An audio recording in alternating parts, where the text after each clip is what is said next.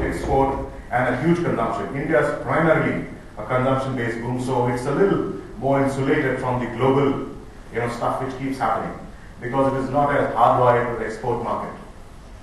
It's basically the services side which is hardwired and which is a little more insulated from commodity. Although now steel and auto ancillaries are growing in a big way. A lot of changes happening. People are spending a lot now rather than saving, and the whole industry on transport and all is moving up. Manufacturing is moving up big. This is something which gets not seen in the whole service side.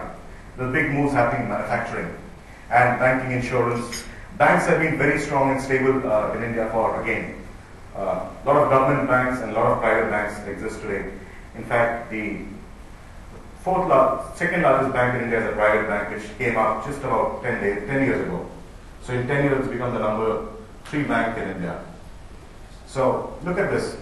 80% plus telephone, sale of cars, lots of move happening. And there's a lot of confidence. In fact, the Grand Hotel Survey at India, this was I think 2006 late, 32 countries.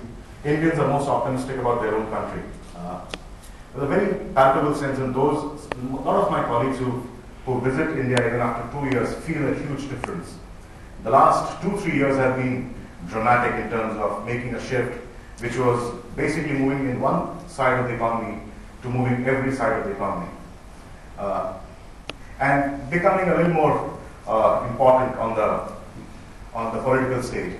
Tata buying Chorus, and very interesting, I was talking to somebody yesterday that for Land Rover and Jaguar, out of the 3 players who are bidding, 2 of them are Indian companies, and they're both private Indian companies, and the third is a private equity player. And one used to make lorries, the others used to make tractors. And going from tractors to Jaguar. And because of this, there's a huge amount of excitement from the global arena. If you look at Accenture, 35,000 people in Accenture working in India. All the major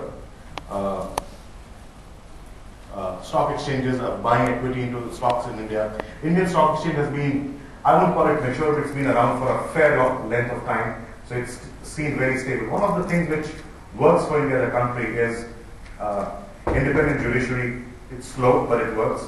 The financial system is very strong, and so is the whole stock market and the media. Everything is pretty free. And lots of things happening. Flextronics is putting its biggest investment in India. Suzuki has become the #1 place for Suzuki, as it's for Hyundai, and so on. So FDI flows are increasing, and what I'm trying to tell here that there is a lot of stealth movement happening in India in the manufacturing side which doesn't get noticed. It's not as sexy. And the GDP rate is probably going to hit 9 this year for sure, unless something happens in the next 3-4 months. And this appears, economists say that India is likely to sustain 9 for the next 5 years. And in purchasing power parity, India is #4 and second highest in terms of growth after China. But, big but.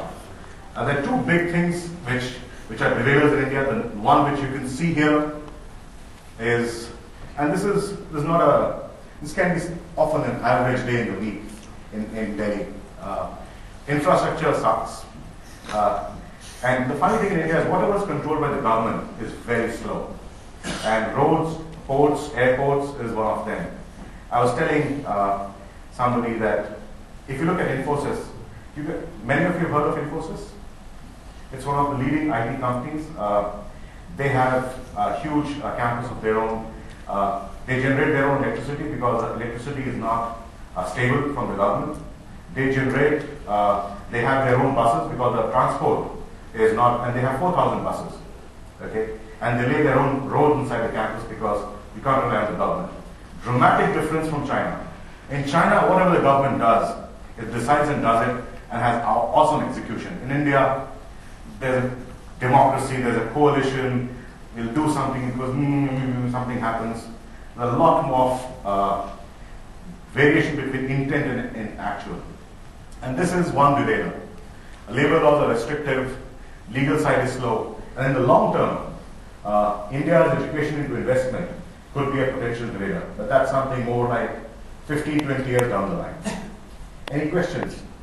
Well, how are the labor laws restricted? It's tough to fire a blue-collar worker in India. Still, to shut down a plant in India than it is in Europe, much easier. Having seen both, seen some of that when I was in my GE days, much easier. And the laws don't allow, but you can give a compensation and get away with it. And get away with it legally. Okay. Any other questions? Yes, please. What is the income tax? Income tax is, for personal income tax, peak rate is 33%. And for corporate it is about 31 or 29. And there are a couple of points which can vary depending on how you are. But it's a slab-based thing. But for most people who earn significant amounts, which is what the population you would look at as a recruiter, the 33%. And coming down slowly.